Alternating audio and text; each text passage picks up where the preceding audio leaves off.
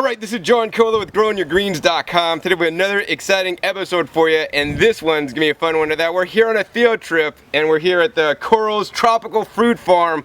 I love my tropical fruits, and you guys should too. Hopefully you guys are eating plenty of fruits in your diet. They're definitely one of the best foods on the planet, in my opinion.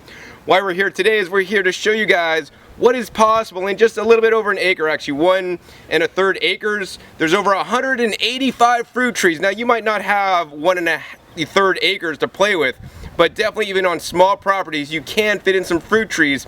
And you know, I'm going to show you guys what are the fruit trees that are going to yield the most and do the best for you here in the climate here. And we're in Vista, California, outside San Diego. We're also going to get you to a tour of the vegetable gardens and some other cool things that's going on here on the property.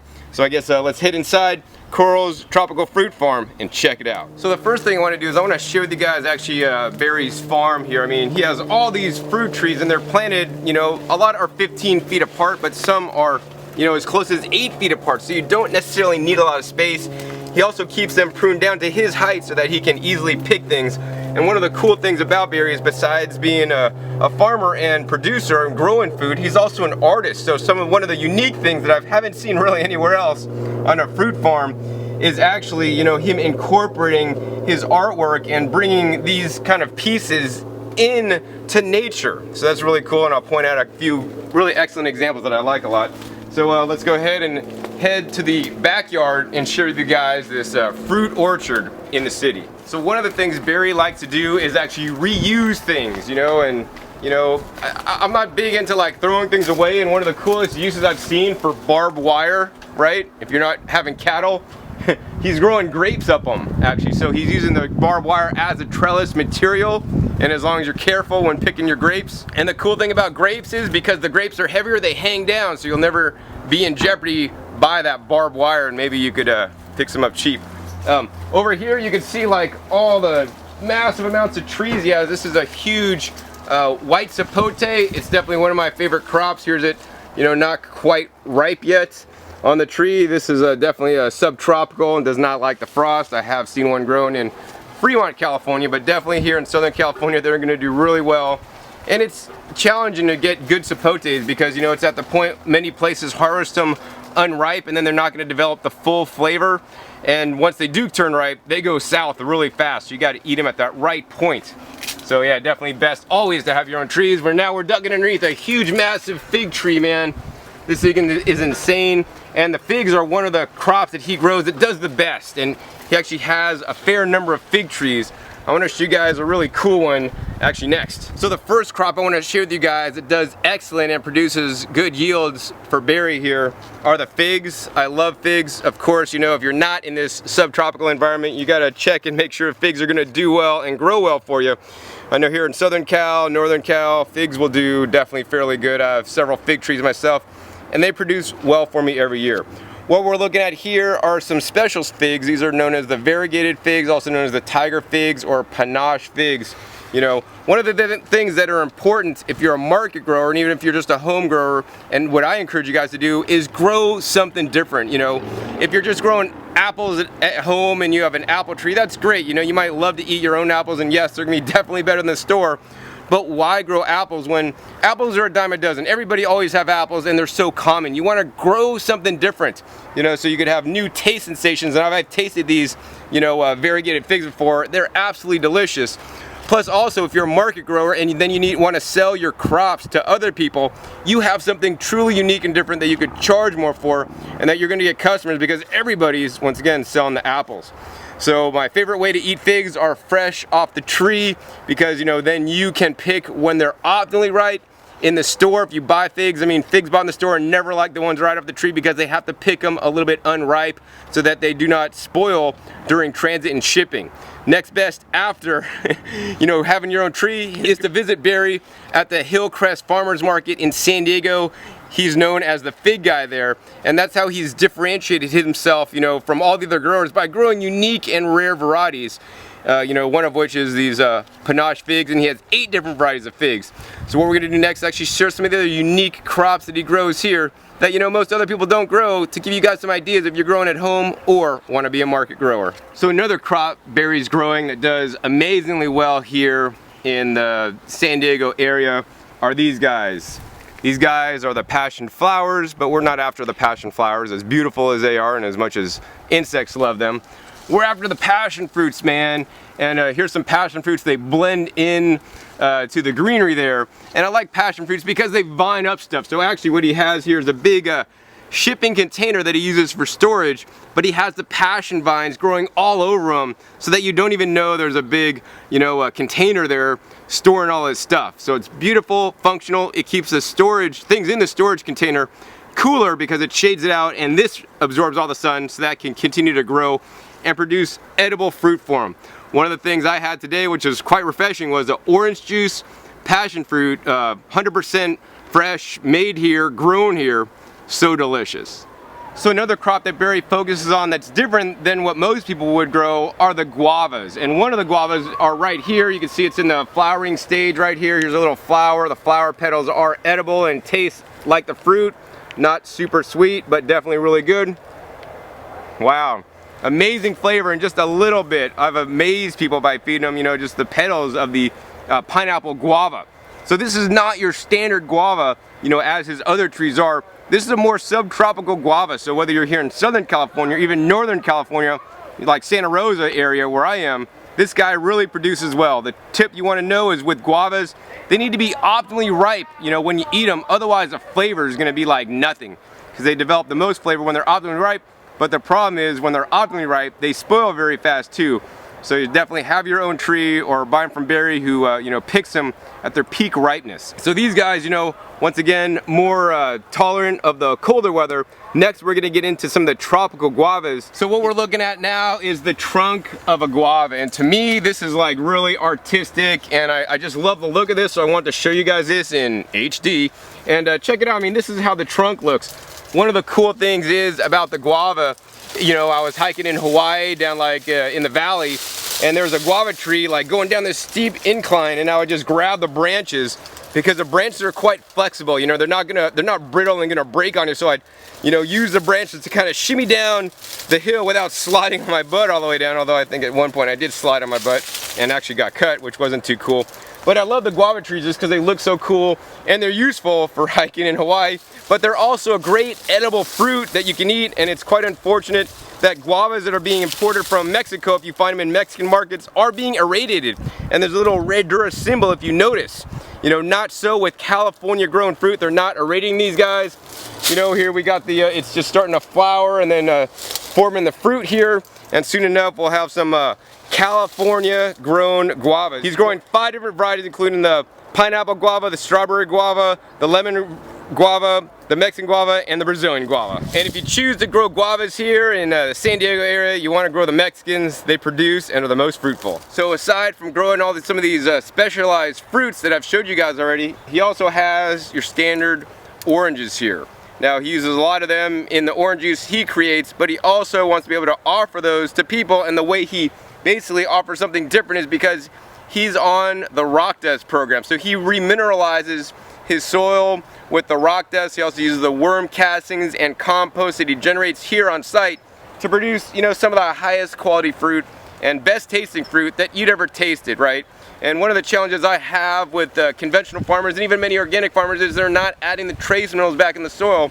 And as Barry has learned, by doing that, your plants are gonna grow better. They're gonna be more productive. Look at all these oranges on here. This thing is loaded up with just tons and tons of oranges. You're gonna produce more, but more importantly, they're gonna taste better. And when you sample out these fruits to people at the farmer's market, even if you're charging more, they're gonna wanna buy your stuff because you simply got the best stuff. So whether you're selling at the farmer's market or just feeding you and your family, I highly encourage you guys to use things like the rock dust minerals and the sea minerals, the trace minerals, to add to your soil to bring the, qualities of the fruit up, the health of the plant up, the yields up, but also more importantly the flavor, so you have the best food on the planet that you can't get in the standard agriculture system.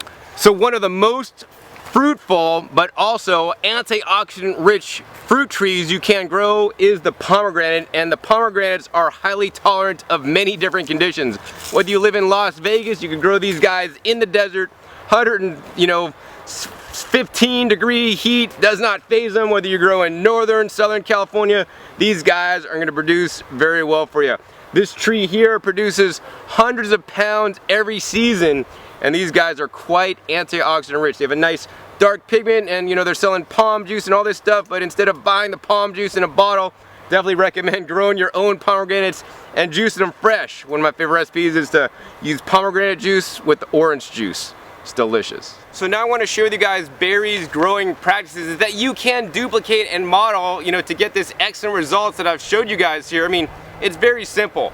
First, what he does is he plants a tree, this newly established cherimoya trees that he's starting to grow out. You know, all his trees are in different stages. Sometimes he just decides to plant new trees to get more yield, and especially with some of this expansive space, he wants to fill it to be more fruitful, and I like being fruitful. And you know, how he does it is he does it in accordance to nature, and that's how I recommend you guys grow your garden, whether you're growing fruit trees or vegetables. Do it with accordance to nature, and that's what I teach. It's so important to me to get away from the chemicals and the pesticides and, you know, even bag fertilizer products. I'm not a big fan of, because nature does not work. There are no pixies in nature sprinkling pixie dust or fertilizer on the trees, you know, every season, every couple months, right? And how Barry does it is how I would do it if I have a fruit orchard. Literally what you're seeing here is he lays down all this compost that he creates here on site. He also lays down the worm casting mixture with the rock dust, and he just layers it on the tree, and then he basically waters it. And he has irrigation at every tree. He also has these little things here so that you actually don't kick the irrigation. And the other thing he's doing that's very cool is he has actually all these rocks around, you know, the trees. So this acts as a water retention area, so it just gets, you know, wet in this area and it stays there. And one of the cool things is he goes out and collects all these rocks for free in the desert.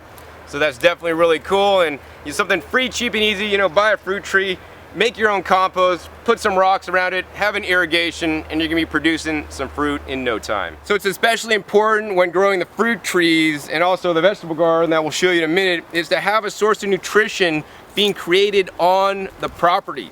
So, you know, I said that he adds compost, and he creates this compost here, and what he does, he models nature to make compost, right?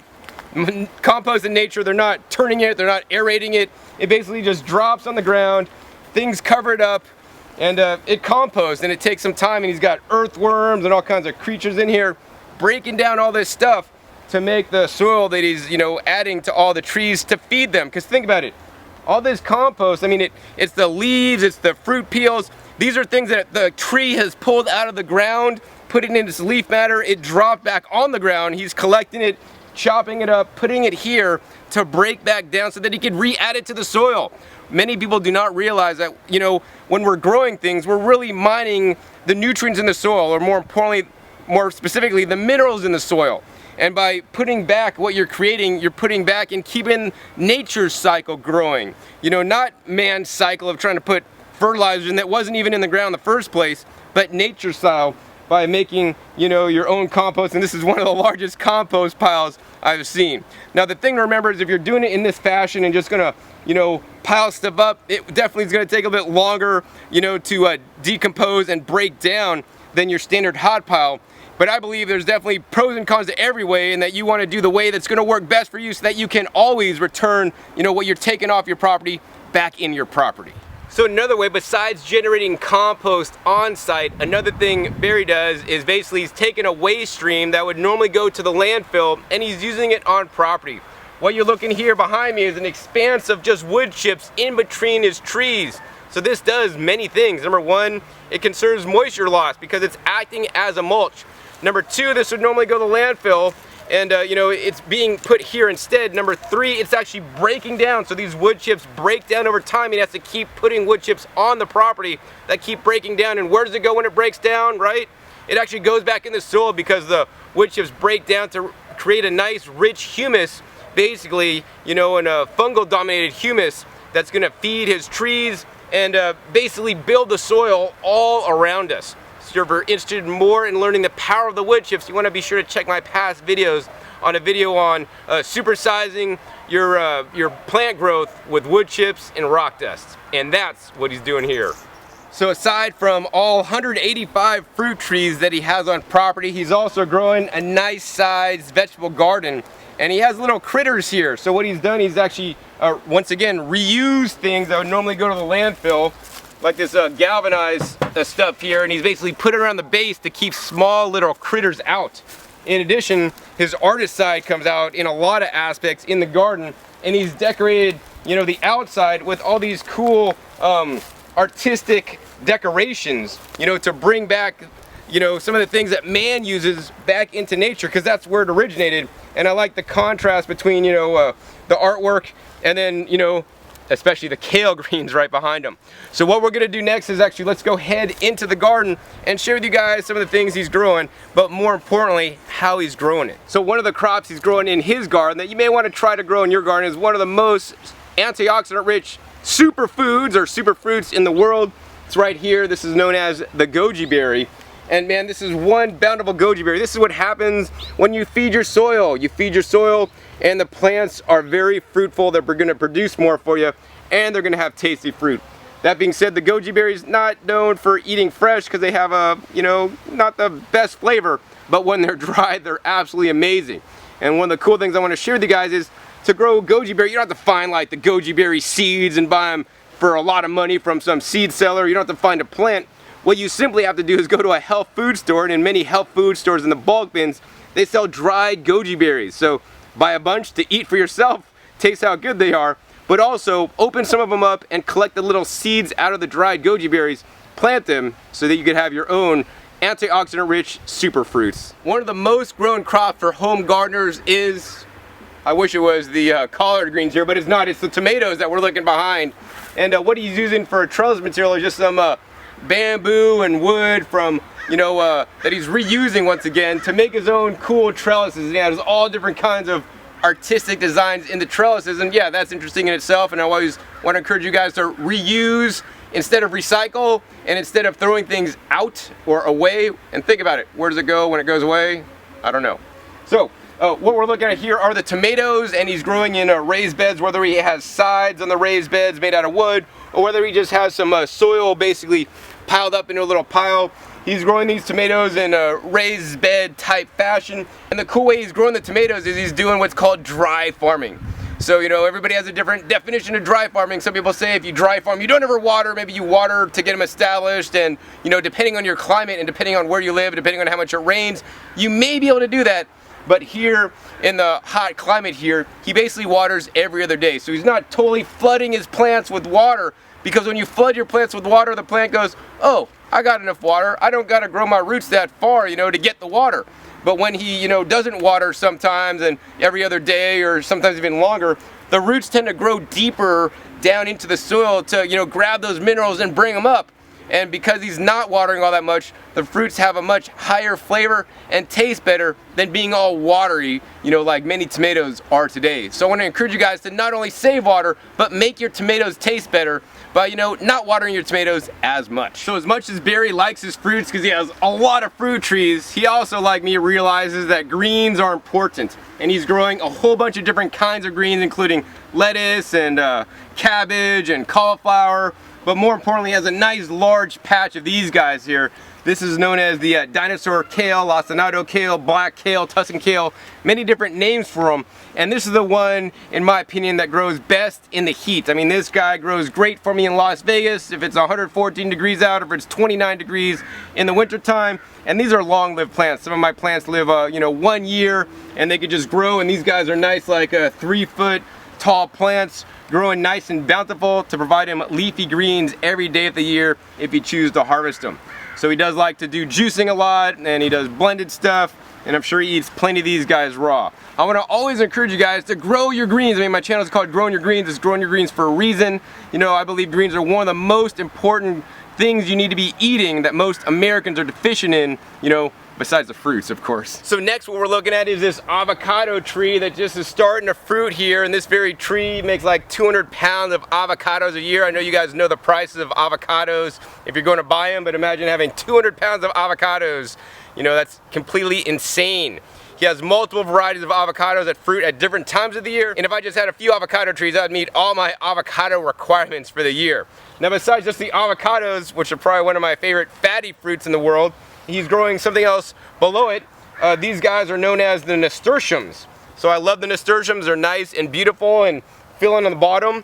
And besides mulching with some leaves underneath the tree, he also has these nasturtiums that are actually, you know, helping retain moisture in the ground because the sun's just not hitting the dirt. And so it also produces edible flowers that you can decorate salads on.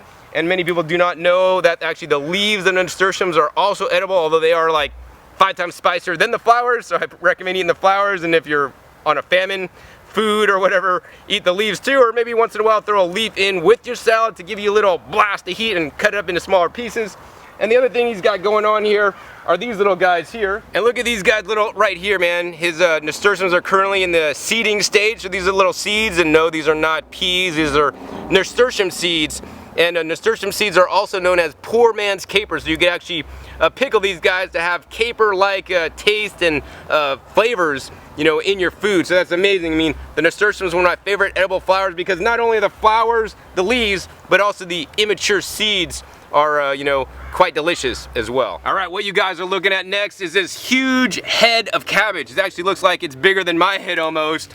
And cabbage, yet another leafy green you can grow. And you know, here I just want to show you guys this cabbage to show how well and how large your plants can grow using natural growing methods. You don't need to use Miracle Crab and all this other stuff to get big plants. And these are not any special genetics to have, you know, super large cabbage. These are just everyday cabbage plants that were planted and grown in accordance to nature with the rock dust, with the worm castings, with the, you know, compost. And look at the results. I mean, I want to go ahead and pick this leaf for you guys. Look at this nice large cabbage leaf. Man, you could pay like peekaboo if I had kids. Peekaboo, I see you.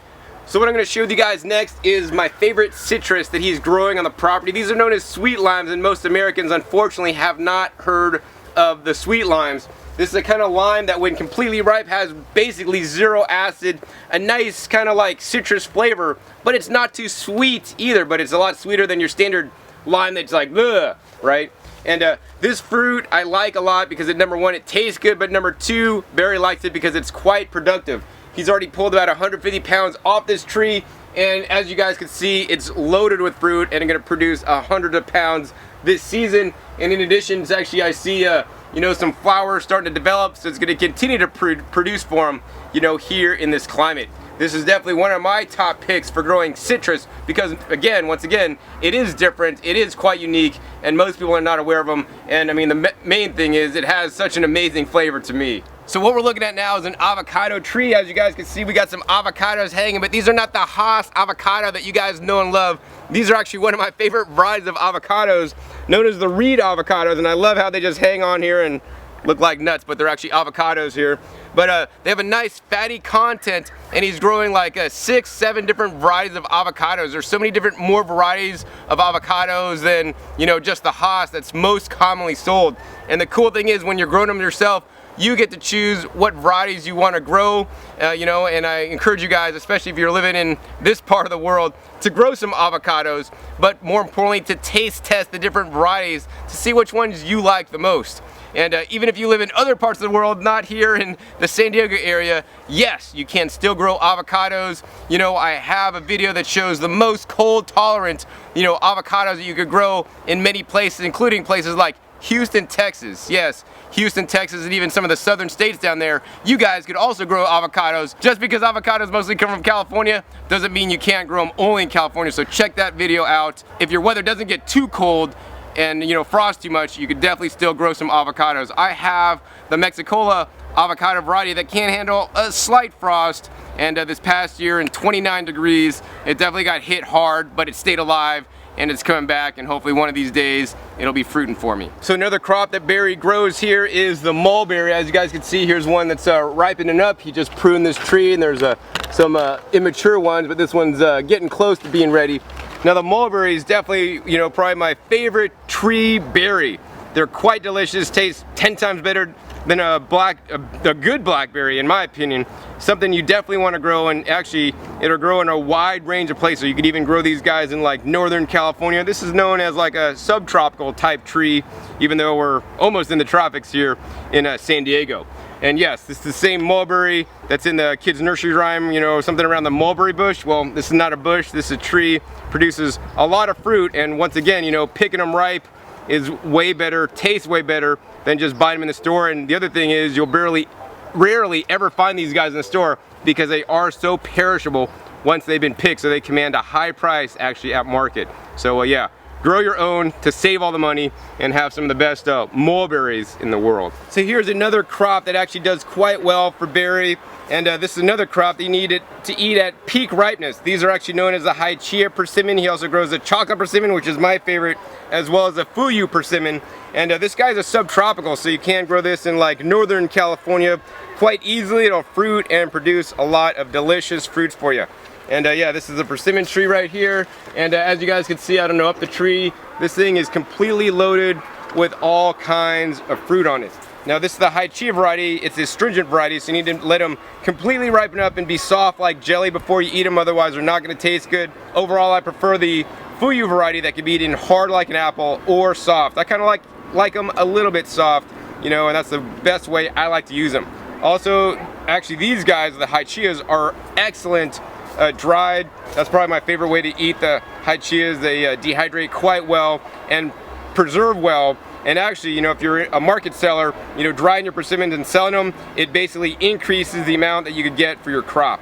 So you guys just got the tour of the orchard. Now I want to show you guys the fruits of Barry's labor. This is the van he uses to drive to market every Sunday. I'm gonna go ahead and open this guy up and check it out, man. Barry is completely organized as a farmer, completely amazing. I mean, all his tools are in one section, and even the produce that he's growing and taking to market is fully organized, right? He puts these out, puts them on the tables, they're ready to sell. And the other cool thing, check it out, man. Nice artwork. He does all his own artwork. Actually, he is an artist. He has a lot of artwork for sale at the farmer's market. I mean, this van is full of, you know, avocados, limes, kumquats, Eureka lemons, low acid Meyer lemons, sweet custard sapote, some of my favorite ones, farm fresh limes, and the Supreme Elixir passion fruit. You guys got to try and make a juice with the Supreme Elixir passion fruit and orange juice. One of the best drinks I've ever had. Next, what I want to do is introduce you guys to Barry and you know, share some of you guys his farming practices, but also some of his other practices in life. And he's an amazing individual. He has so much energy to do all this work, and I want to share with you guys some of his health tips actually, because he eats the food he grows. I mean, one of the reasons why he grows all this stuff is to eat the food he grows. It's very important to him to eat a healthy diet. So I'm going to share with you guys some of his information about that, especially if you're getting up there in age, on how you could be as energetic and, you know, be organized and all this stuff just like Barry. So now we're here with Barry Corral, who's 72 years young, just celebrated his 72nd birthday.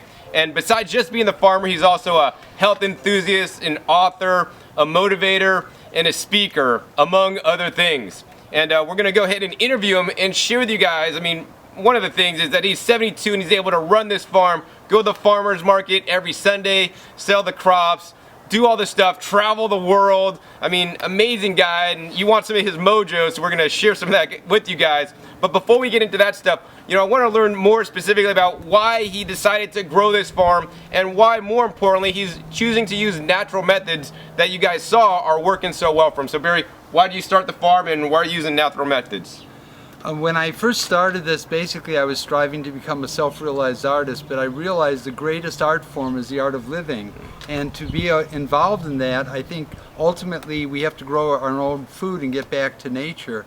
And through my studies, I discovered that the best way to grow is to remineralize your food, which you're growing, which ultimately is remineralizing your body. Because the reason why we're eating is to gain the minerals to sustain us, and not only to survive but to thrive. So as a result, I first spent 3 years just mineralizing the soil and creating large compost piles and breaking it down and putting it all over the land, and then I started getting involved in growing trees. And the best thing to grow is what you love, and that's what I've done. I've grown what I love, and I've done it in a unique way that helped me to distinguish myself from other farmers at the farmers market.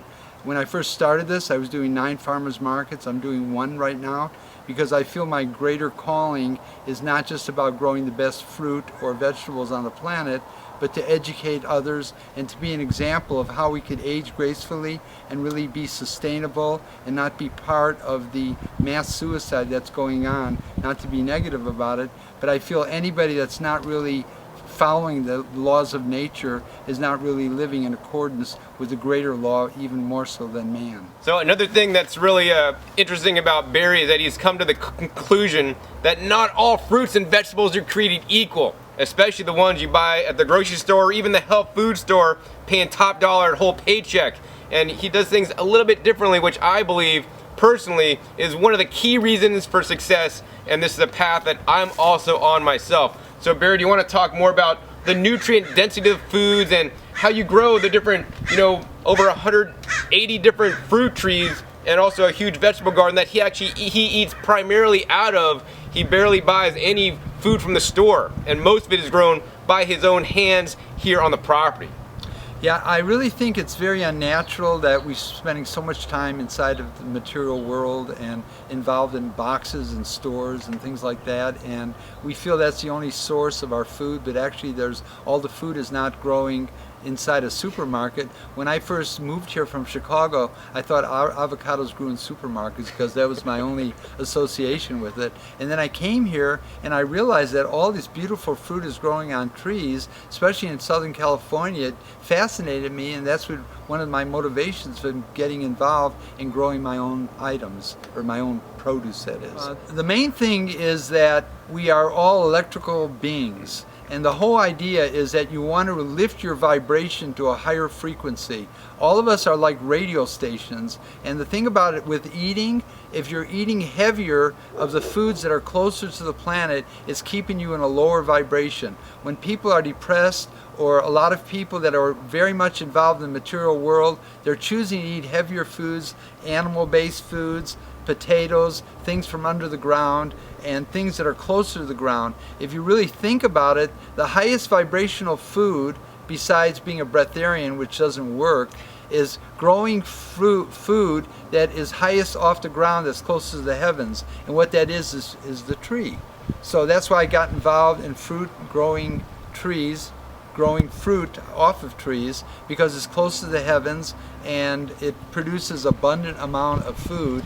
And as you raise your vibration, what I've learned by doing that is I crave things of a higher vibration, and I've gotten more away from the density of heavier foods. So as a result, I personally incorporate a tremendous amount of fruit in my diet. I don't eat 100% fruit. I also incorporate the vegetables, because we are unfortunately living in a very toxic world, and we need to have the balance and the stability and the focus to maintain ourselves and not just run out in nature and live unhappily ever after. Because the thing about it is, we're all part of this earth, and we have to perform and show up at different places, and they might not all be conducive to our sensitivity. So one of the ways of sustaining yourself and giving yourself the vitality to be able to move through all these experiences is to embrace the greens with your fruits and to live a happy, healthy, balanced life. And that's what I believe is the reason why we're here together, as we put the earth through the transition that we're going through right now, that we could all return back to the garden. But one of the points that I forgot to mention is that we really don't need nearly the amount of food that we're consuming, and we could get by with far less. And the thing is, to truly eat when you're eating, to truly eat only when you're hungry, not for emotional purposes or for satisfaction, and to always make choices. If you're going to choose to eat something that is somewhat steamed or cooked, always start with your raw food, because that's going to have the best effect on you. And to ultimately embrace 100% living foods is the way to go, not only for yourself but for the planet. So the last question I have for you today, Barry, is there something that you want to say to all the farmers and gardeners and growers out there, a message that's just really important to you, like your message that you want to let them know about? I think the main thing is that each one of us in our own way could grow something and do something for our own well-being and our own survival and be able to thrive. And right now we're depending on just too few people to provide all of our needs and take care of us. And I think each one of us in our own way, not everybody has to be as efficient in any one area, but everybody could do something. And if we would participate as a mass society in the care of each other, and what what we're producing, we could have beyond abundance. And I think there is abundance already in the material world. It's just that the forces that exist right now are keeping our natural resources from us. But as we get together in community and as we gain the knowledge to know how to do this, then we could come forth and be our own producer, and not just necessarily have to be a farmer, but even if you're living in an apartment, you could have something growing on your patio, and you could even do your own composting. So it could actually be involved on all forms of society and the way all different types of people live. It doesn't have to be just the farmer. Wow. I mean, I definitely agree with Barry. I've said it before and I'll say it again. I want you guys to be producers instead of consumers. One of the challenges in today's world is that people are just mass consuming and there's not many people producing anymore. I want you guys to produce your own food, some of the highest quality foods, some of the highest quality fruits and vegetables that you guys even seen today like Barry's doing, and of course eat them like Barry so you can have the health like Barry is here. So Barry, if somebody wants to learn more about you, your work, do you have a website? Let them know the farmers markets you sell at and how to get a hold of you. Yeah, the best way to get a hold of me, because I come from a different generation, is to have a personal connection with somebody. And you could best contact me at my phone. It's my phone number is 760-455-1261, or my email is Barry, B-A-R-R-Y, Koral, K-O-R-A-L, at hotmail.com. I'm also on Facebook, and I believe I do have some websites out there that people have made for me, but I'm not as technologically connected as many people, but I'm getting more into it, and I just like personal connection with people. So Barry, well, thank you for having me at your farm today. I hope you guys enjoyed this farm tour, learned about some of the crops you can grow here in San Diego and the subtropics, and hopefully, you know, wherever you live, you've learned some practices, some natural growing practices that hope you guys will implement, including doing the things like the mulching with the wood chips and composting, adding the rock dust, and also the worm castings, something that I'm very into, and you saw here that it totally works. Hopefully you guys enjoyed this episode. Once again, my name is John Kohler with GrowingYourGreens.com. We'll see you next time, and remember, keep on growing. John Kohler with GrowingYourGreens.com. Today we have another exciting episode for you. As you guys can see, I'm here in the house, actually, not even in the garden. Now you know why I'm in the garden so much. I mean, this is my desk. This is where I work at every day. It's a mess, man, but you know what they say, a messy desk.